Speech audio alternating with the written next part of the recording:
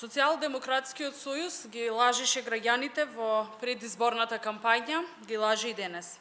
Пред 2 недели велеа дека од процедурални причини не може да се продолжи породилното отсуство, но вчера стана јасно дека за тоа излажале.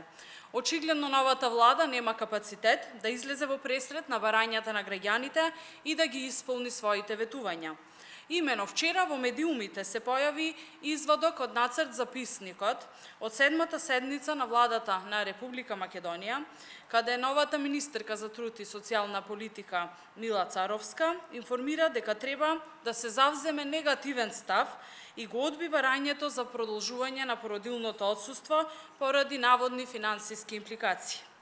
На овој начин Царовска и СДСМ очигледно се обидуваат на секој можен начин да ја задушат граѓанската иницијатива, иако во предизборието наголемо ветуваат дека тие граѓански иницијативи секогаш ќе ја имаат нивната поддршка.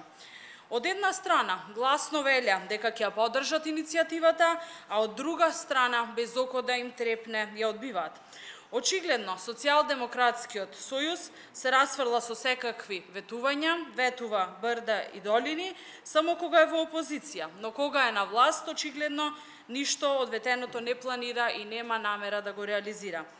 Крајно несериозно и неодговорно. Само за подсетување, овие предложени законски измени за кои што министерката Мила Царовска изнесе негативен став, се идентични со барањата на граѓанската иницијатива која што ни беше доставена, подпишана од 217 мајки, но поддржана од неколку илјади.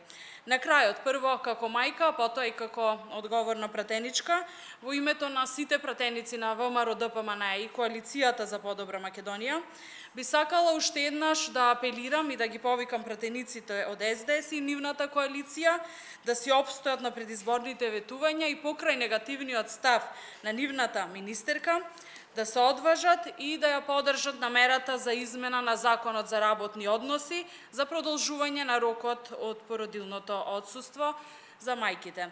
Во спротивно само ќе се докаже дека Социјалдемократскиот сојуз и новото парламентарно мнозинство свесно ги кревале очекувањата на граѓаните, изнесувале безброј лажни ветувања кои подоцна нема да можат да ги испорачаат.